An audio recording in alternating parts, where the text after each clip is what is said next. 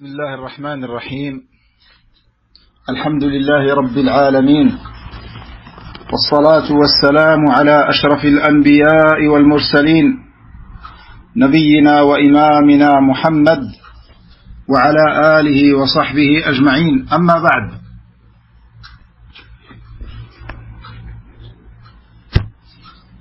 heureux de vous retrouver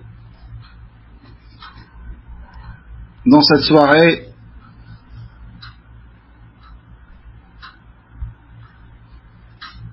la nuit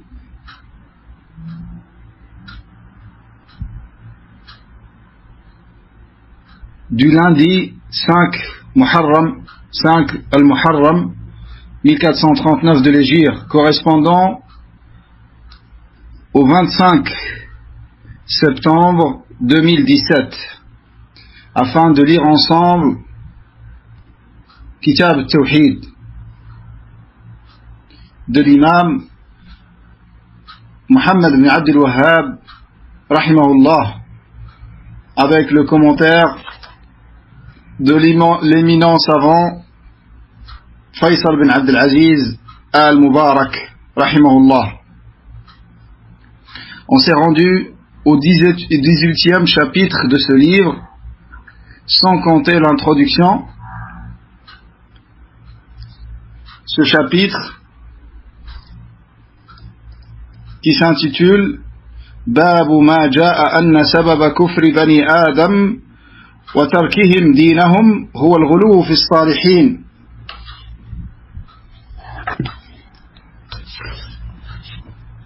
La cause de la mécréance des fils de Adam et de leur délaissement de leur religion est l'exagération envers les vertueux.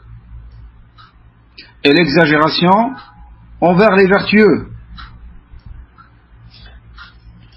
Donc l'imam Muhammad ibn Abdul Wahhab rahimahullah, comme on l'a vu ensemble, après nous avoir montré plusieurs catégories de l'associationnisme qui sont répandues dans la Ummah, et après avoir démontré que le seul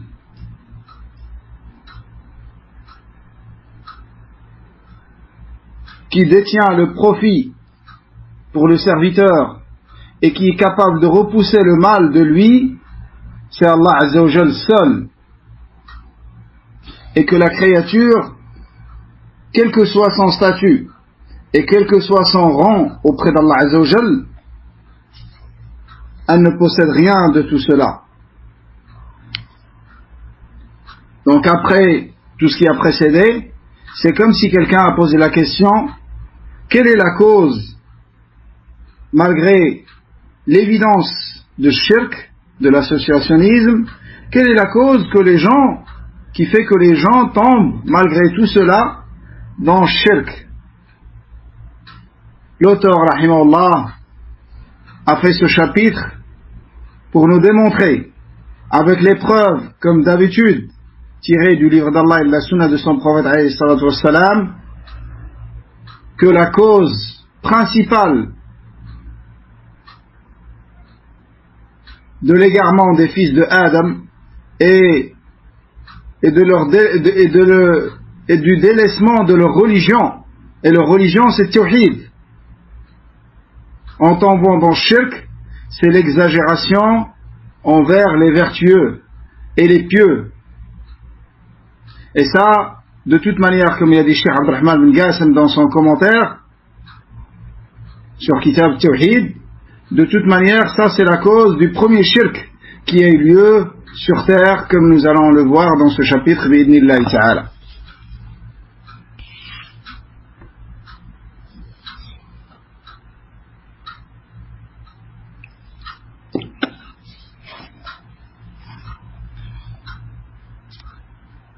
وقول الله عز وجل يا أهل الكتاب لا تغلوا في دينكم. La parole d'Allah Azza wa Jal dans sens approximative: ô gens du livre, n'exagérez pas dans votre religion. Ô gens du livre, n'exagérez pas dans votre religion. Cheikh Faisal rahimahullah a dit par rapport à ce verset, ou avant par rapport au chapitre, au titre du chapitre, باب ما جاء أن سبب كفر بني آدم وتركهم دينهم هو الغلو في الصالحين. باب ما جاء أن سبب كفر بني آدم وتركهم دينهم هو الغلو في الصالحين. ألا أراد المصنف رحمه الله تعالى بيان ما يؤول إليه الغلو في الصالحين من الشرك بالله. Donc il a fait ce chapitre, il l'a intitulé que la cause de la mécréance des fils de Adam et de leur délaissement de leur religion, c'est l'exagération envers les pieux et les vertueux.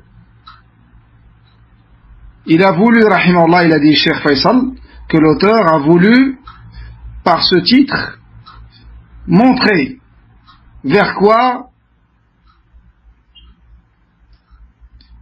mène l'exagération envers les vertueux, c'est-à-dire l'associationnisme. Ça mène vers l'associationnisme. L'exagération envers les vertueux, ça conduit vers l'associationnisme, vers le shirk, wal-iyadhu billah. قوله وقول الله عز وجل يا أهل الكتاب لا تغلوا في دينكم. الغلو هو الإفراط في التعظيم بالقول والاعتقاد، أي لا ترفع المخلوق عن منزلته التي أنزله الله فتنزلونه المنزلة التي لا تنبغي إلا لله. Par rapport au verset, ô gens du livre, n'exagérez pas dans votre religion. Il a dit, rahimahullah, l'exagération,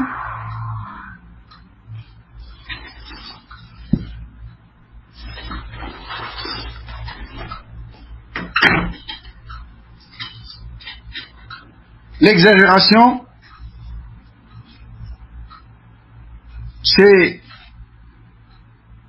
l'excès dans la vénération, que ce soit avec les paroles ou les croyances. C'est-à-dire, qu'est-ce que ça veut dire ce verset? N'exagérez pas dans votre religion, c'est-à-dire n'élevez pas la créature au-dessus du statut qu'Allah Azza wa Jalla lui a donné, en lui donnant un rang qui ne convient qu'à Allah Azza wa Jalla.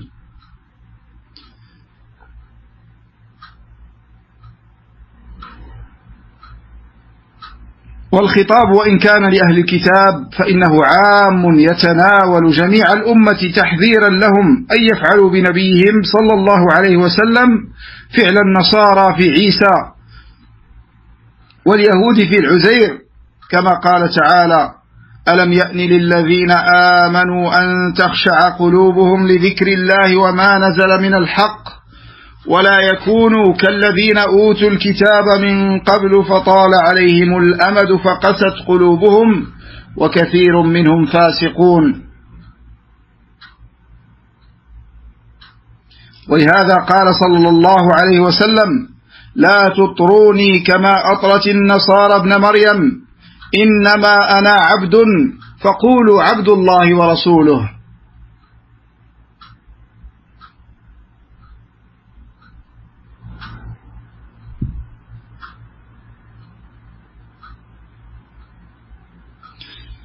Il a dit, rahimahullah, le discours dans ce verset, malgré que ça s'adresse aux gens du livre, mais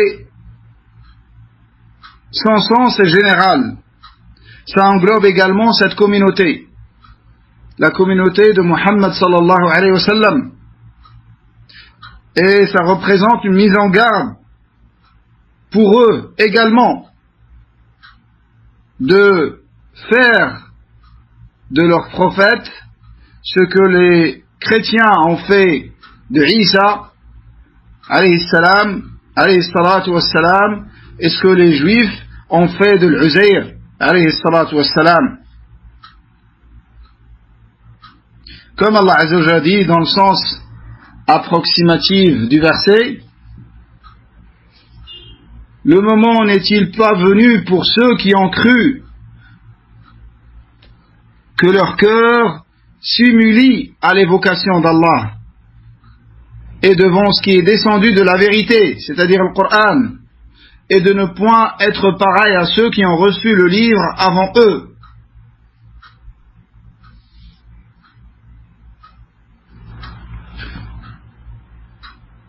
Ceux-ci trouvèrent le temps assez lent et leurs cœurs s'endurcissent, et beaucoup d'entre eux sont pervers. Ceux d'avant eux, c'est les juifs et les chrétiens, les gens du livre. Et c'est pour ça que notre prophète alayhi salatu wassalam a dit: n'exagérez pas dans mes éloges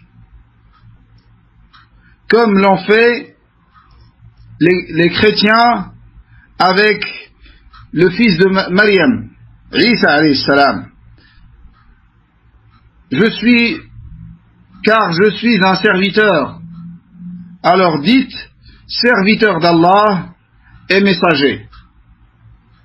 Serviteur et messager d'Allah. فكل من دعا نبيا أو وليا من دون الله قال رحمه الله فكل من دعا نبيا أو وليا من دون الله فقد اتخذه إلها وضاها النصارى في شركهم وعبد مع الله غيره وقد حرق علي بن أبي طالب رضي الله عنه غلاة الرافضة لما ادعوا فيه الألوهية. Il a dit rahimahullah que toute personne invoquant un prophète ou un allié d'Allah en dehors d'Allah, alors il l'a pris comme divinité. Il a fait de même que les chrétiens dans leur associationnisme. Il a adoré avec Allah autre qu'Allah. Et Ali radiallahu anhu, comme il a été rapporté de lui, qu'il a brûlé Al-Rafida,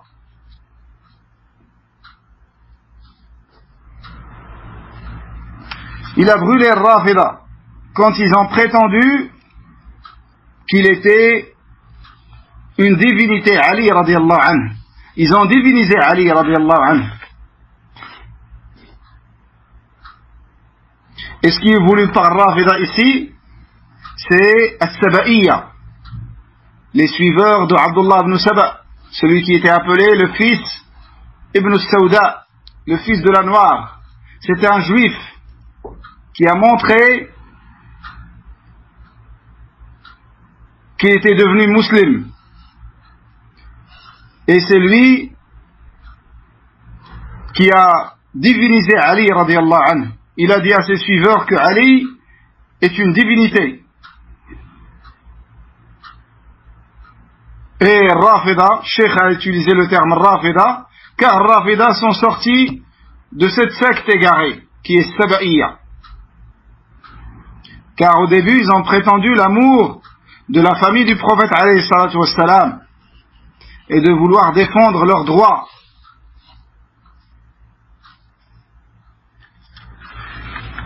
Et les Sahaba qui étaient vivants à l'époque de Ali radiallahu anhu, entre parenthèses, tels que Abdullah ibn Abbas et autres radiallahu anhum, n'ont pas été d'accord sur le fait de brûler As-Saba'iyya. Et Ali radiallahu anhu n'avait pas connaissance de ce hadith qui interdit de châtier avec le feu. Le Nabi alayhi salam a dit dans ce qui a été rapporté authentiquement de lui: La yu'adhibu bin nari illa rabbun nar. Il ne châtie avec le feu que le Seigneur du feu. Il n'y a que Allah qui châtie avec le feu. C'est pas autorisé de châtier qui que ce soit avec le feu.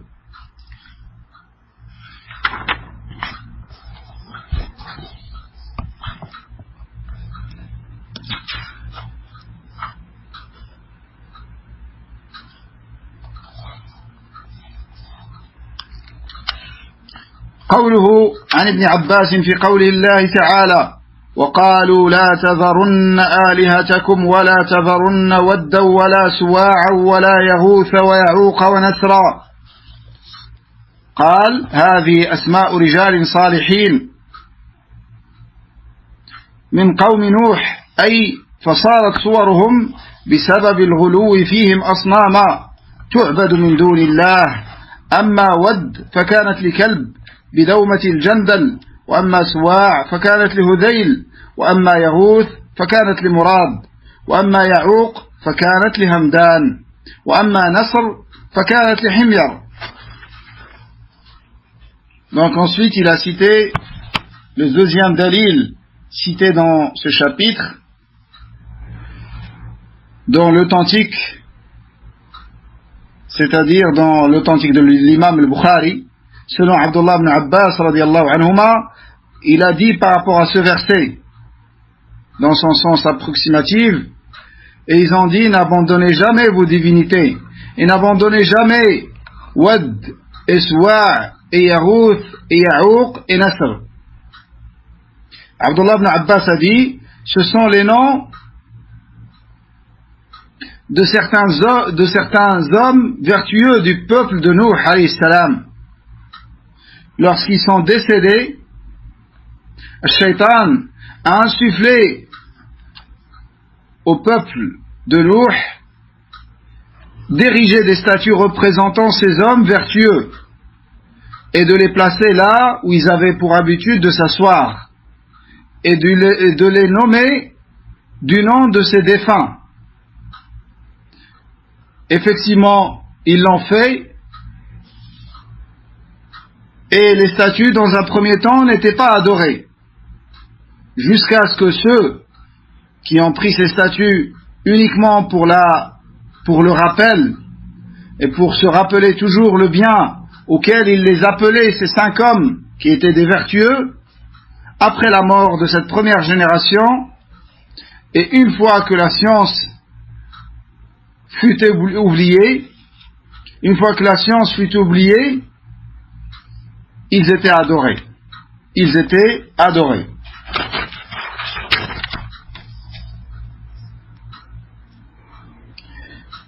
Cheikh Faisal rahimahullah, il a dit, ce sont les noms de vertueux parmi le peuple de Nuh. C'est-à-dire que leurs statuts, à cause de l'exagération, sont devenus des idoles adorées en dehors d'Allah. Wad, c'était une statue pour la tribu de Kelb, qui habitait un endroit qui s'appelle Daumat al-Jandal. Et Suwa', c'était pour la tribu de Hudayl. Et Yarouth, c'était pour la tribu de Murad. Et Ya'ouq, c'était pour Hamdan. Et Nasr, c'était pour Himyar. فلما هلكوا أوحى الشيطان إلى قومهم أن انصبوا إلى مجالسهم التي كانوا يجلسون فيها أنصابا وسموها بأسمائهم ففعلوا ولم تعبد حتى إذا هلك أولئك ونسي العلم عبدت. رواية البخاري ونسخ العلم عبدت، أي لما درست آثار العلم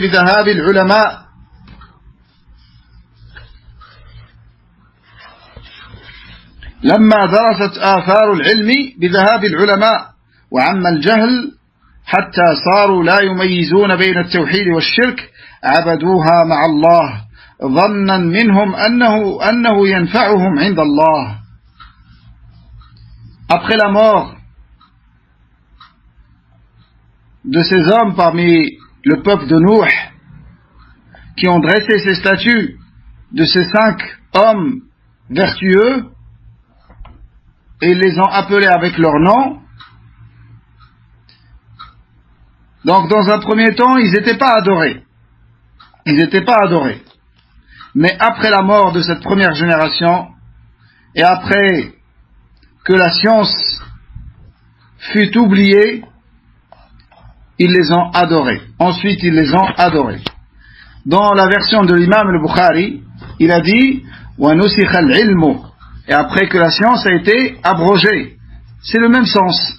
C'est pas abrogé dans le sens qu'on connaît nous, un verset qui abroge un autre, qui l'annule, qui annule sans jugement. Mais ici, abrogé dans le sens oublié.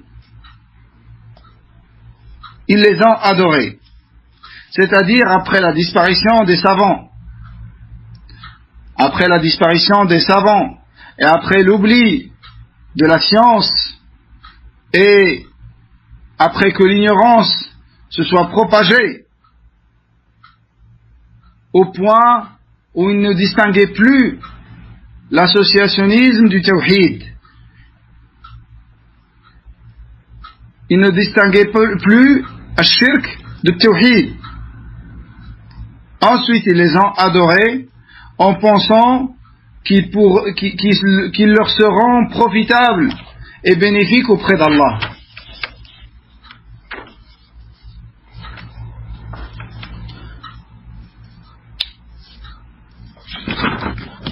Donc ça, rappelez-vous bien que c'est le premier shirk qui a eu lieu sur terre, comme il a dit Abdullah ibn Abbas dans la version de Bukhari, rahimahullah.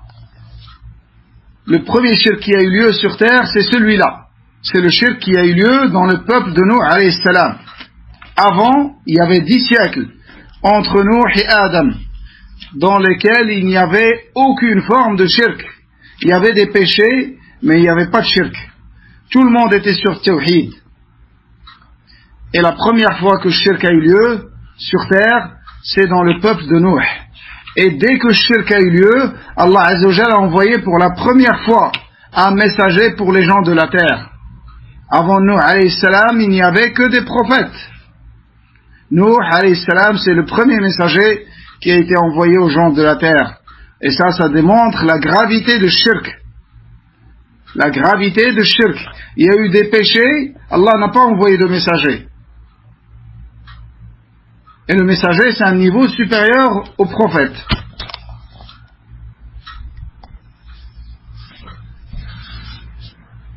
Et un autre point, une autre faïda immense, c'est que shirk, dès qu'il a eu lieu sur terre, il n'a plus jamais disparu de manière complète de la terre. Là, ça vous démontre encore la gravité de shirk et le danger de shirk. Dès qu'il y a eu le premier shirk sur terre, jusqu'à aujourd'hui et jusqu'à la fin des temps, ça ne disparaîtra jamais.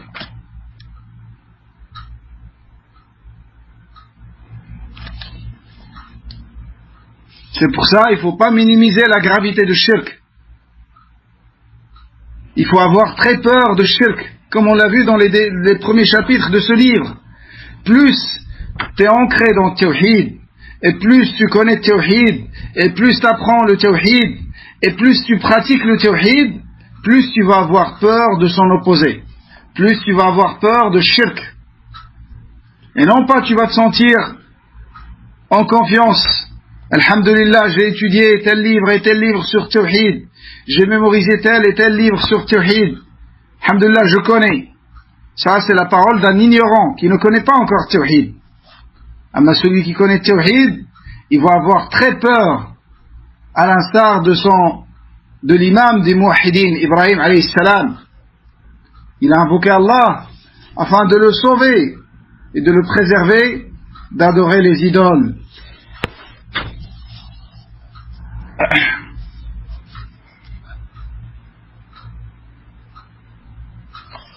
Ensuite, il a cité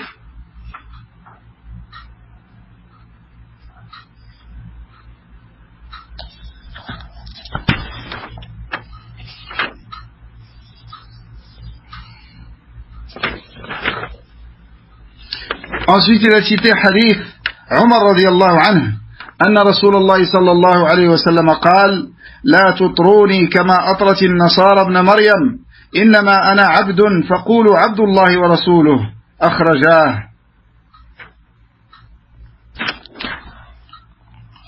Il a cité ce hadith de Umar radiyallahu anhu que le messager d'Allah alayhi salam a dit: n'exagérez pas dans mes éloges comme l'ont fait les chrétiens avec le fils de Maryam, car je ne suis qu'un serviteur. Appelez-moi donc serviteur d'Allah et son messager. Cheikh Faisal rahimahullah dit: al-itra'u mujawazatul haddi fil madh. Al-itra'u mujawazatul haddi fil madh. Al-itra, c'est quoi l'itra dans ce hadith? Al-itra, il a dit, c'est l'exagération et le dépassement de la limite, c'est-à-dire autorisé dans les éloges,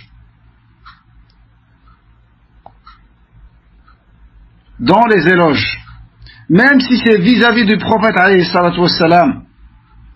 Ensuite il a dit: وَقَدْ وَقَعَ فِي هَذَا الْإِطْرَاءِ كَثِيرٌ مِنْ هَذِهِ الْأُمَّةِ وقالوا إن رسول الله صلى الله عليه وسلم يجيب من دعاه ويعلم الغيب الذي لا يعلمه إلا الله كما اشتهر ذلك في نظم البوصيري في البردة حيث قال.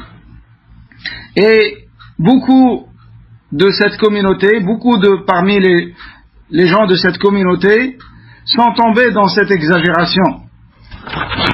Ils ont dit: le messager d'Allah sallallahu alayhi wa sallam exauce celui qui l'invoque. C'est pour ça que tu les entends l'invoquer. Ils disent: Madad, Madad ya Rasulallah. Ils lui demandent Al-Madad. Et ils disent: qui connaît l'invisible? L'invisible où il n'y a que Allah qui le connaît. Comme ceci est connu dans le poème de Al-Busayri.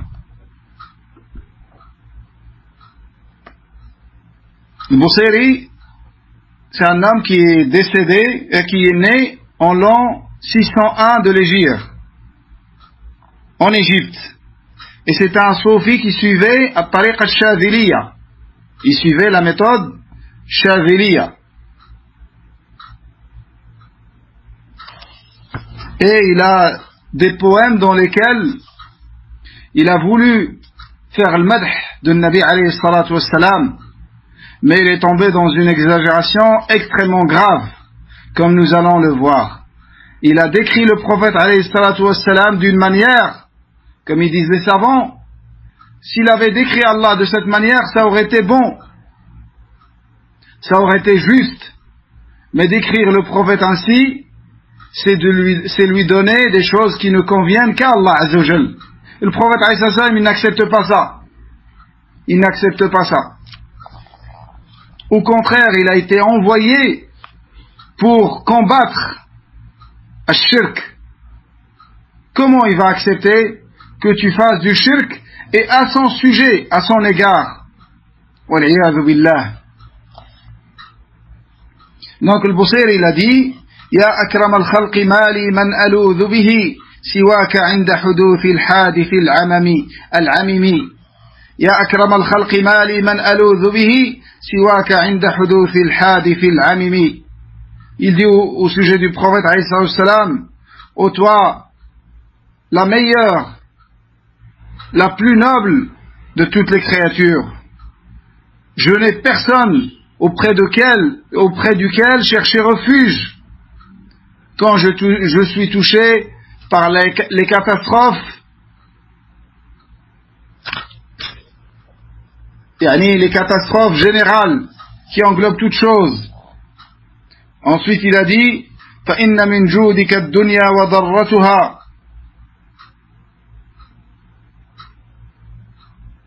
فإن من جودك الدنيا وضرتها ومن علومك علم اللوح والقلم. Il dit, dans le sens, c'est le prophète alayhi salam qui a donné le bas monde et l'au-delà. C'est le prophète alayhi salam qui a donné tout ce qu'il y a dans le bas monde et tout ce qu'il y a dans l'au-delà. C'est-à-dire qu'Allah Azza wa Jalla n'a rien donné. Le prophète alayhi salam a tout donné. Et il dit ensuite: وَمِنْ عُلُومِكَ عِلْمُ اللَّوْحِ وَالْقَلَمِ. Et de ta science, fait partie de ta science. Là, il décrit pas toute la science du prophète alayhi salam. Il décrit une partie de la science du prophète alayhi salam. Il dit que fait partie de ta science la science de la plume et des tablettes. Al-Lawh al-Mahfouz, les tablettes gardées, dans lesquelles il y a écrit toutes choses. Depuis qu'Allah a créé la plume, il lui a dit écris tout ce qui va se passer jusqu'à la fin des temps. Donc le Nabi alayhi salam, il connaît tout ça. Et ça, c'est pas toute la science qu'a notre prophète alayhi salam d'après lui. Ça, c'est qu'une partie de la science du prophète alayhi salam, wal iyadhu billah. Donc s'il décrit Allah de cette manière, c'est juste. Mais décrire le prophète comme ça, c'est une exagération qui arrive au degré de shirk, wal iyadhu billah, le shirk majeur qui fait sortir de l'islam. Cheikh Faisal rahimahullah dit فأي إطراء وأي غلو وأي شرك أعظم من هذا. Il dit rahimahullah, Cheikh Faisal, il dit quelle exagération et quel excès dans l'éloge et quel associationnisme, quel shirk est plus grand et plus grave que celui-là. Est-ce qu'il y a un shirk qui est plus grave que ce que cet homme a dit?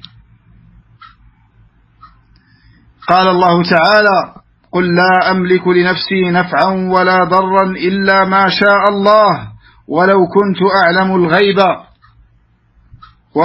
أعلم الغيب لاستكثرت من الخير وما مسني السوء إن أنا إلا نذير وبشير لقوم يؤمنون.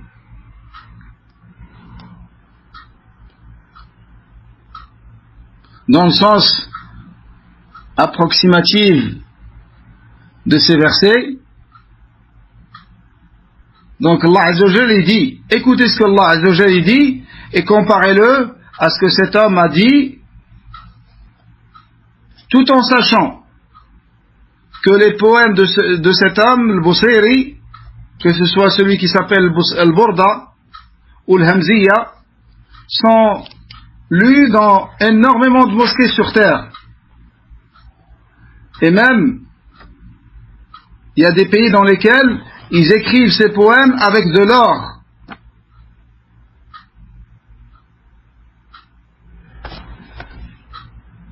Mais comparez ce qu'il dit, lui, à ce que Allah dit dans le sens approximatif du verset, dit, c'est-à-dire dit, toi, ô mon prophète, je ne détiens pour moi-même ni profit ni dommage, sauf ce que Allah veut.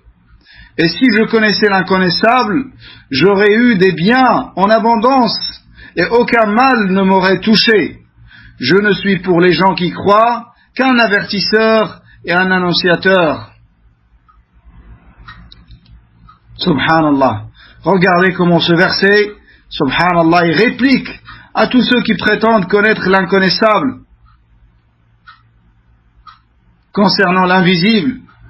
Si le prophète alayhi salatu wassalam en personne déclare qu'il ne connaît pas l'inconnaissable que ce que dont Allah Azza wa Jal l'a informé, comment quelqu'un ose-t-il prétendre détenir la connaissance du futur? Wal-iyadhu billah. Ça, c'est un égarement et c'est une grande mécréance. Comme on l'a vu dans Thalathatul Usul, ça fait partie de Tawarit, celui qui prétend connaître l'inconnaissable, connaître le futur. Ensuite, il a cité l'avant-dernier dalil dans ce chapitre, قوله إياكم والغلو إياكم والغلو فإنما أهلك من كان قبلكم الغلو.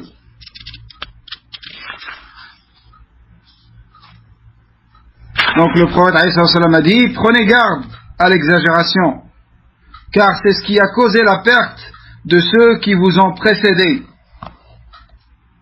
قال شيخ الإسلام هذا عام في جميع أنواع الغلو في الاعتقادات والأعمال وسبب هذا اللفظ رمي الجمار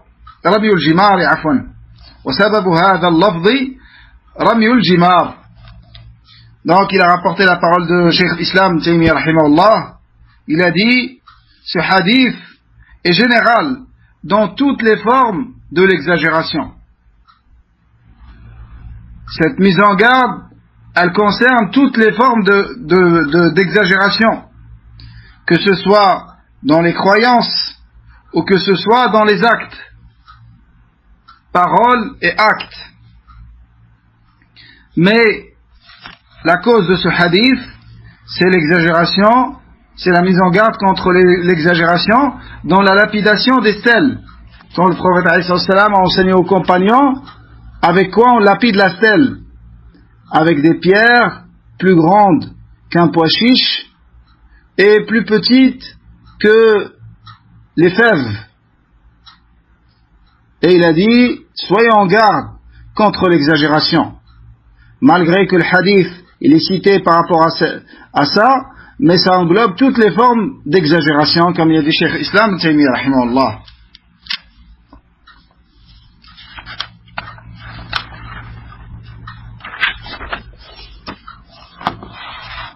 Le dernier dalil, قوله صلى الله عليه وسلم هلك المتنطعون.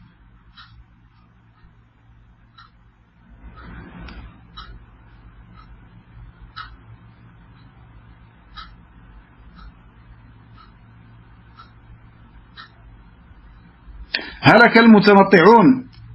قال الخطابي المتنطع المتعمق في الشيء المتكلف البحث عنه على مذاهب أهل الكلام الداخلين فيما لا يعنيهم الخائضين فيما لا تبلغه عقولهم.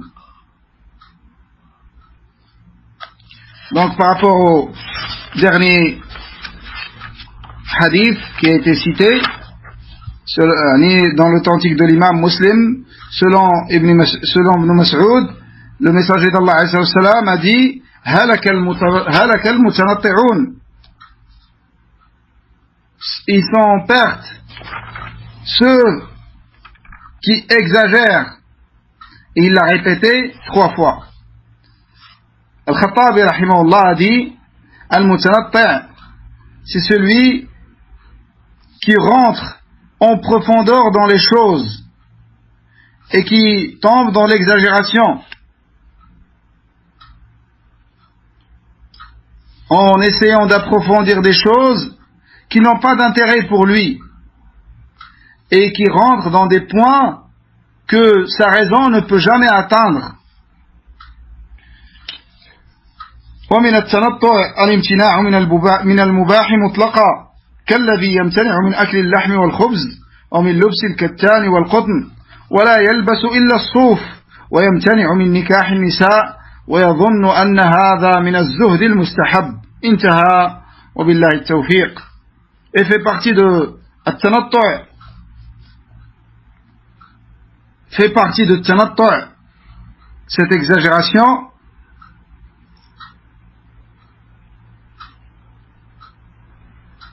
s'interdire ce qui est autorisé, comme manger la viande. S'interdire ce qui est autorisé, comme manger la viande.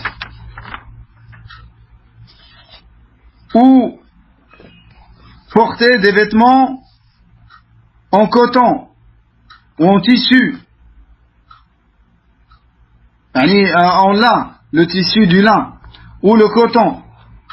Des vêtements qui sont doux, et de porter uniquement des vêtements en laine. La laine parce qu'elle est dure. Et également s'interdire le mariage, ne pas se marier,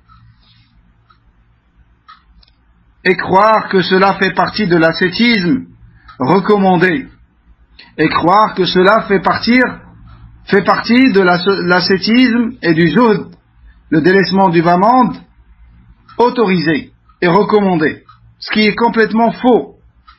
C'est-à-dire, c'est pas il se marie pas parce qu'il n'a pas les moyens, parce qu'il n'a pas encore trouvé l'épouse, mais il cherche à se rapprocher d'Allah en délaissant le mariage. C'est comme si c'était quelque chose qui le rapprochait d'Allah. Alors que le mariage, c'est la sunna des prophètes.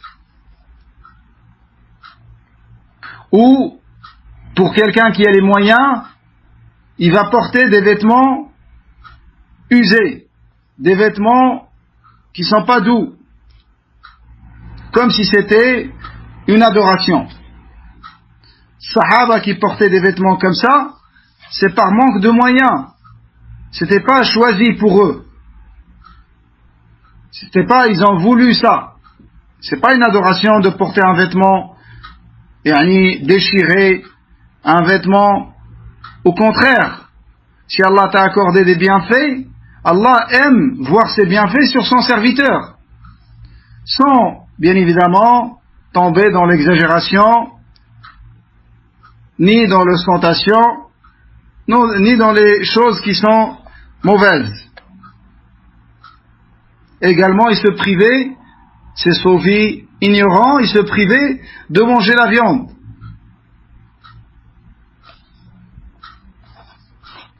Voilà par rapport à ce chapitre. Je demande à Allah Azza wa Jal que ça me soit bénéfique et profitable à moi, ainsi qu'à tous mes frères et sœurs, qu'Allah Azza wa Jal nous accorde la science bénéfique et profitable, et nous facilite les œuvres pieuses et acceptables, qu'Allah nous donne la sincérité et la véracité dans les paroles et dans les actes, et qu'Allah nous aide à réformer notre apparence comme notre intérieur, qu'Allah nous augmente en science et en mise en application. هذا والله تعالى أعلى وأعلم. سبحانك اللهم وبحمدك أشهد أن لا إله إلا أنت أستغفرك وأتوب إليك. والسلام عليكم ورحمة الله وبركاته.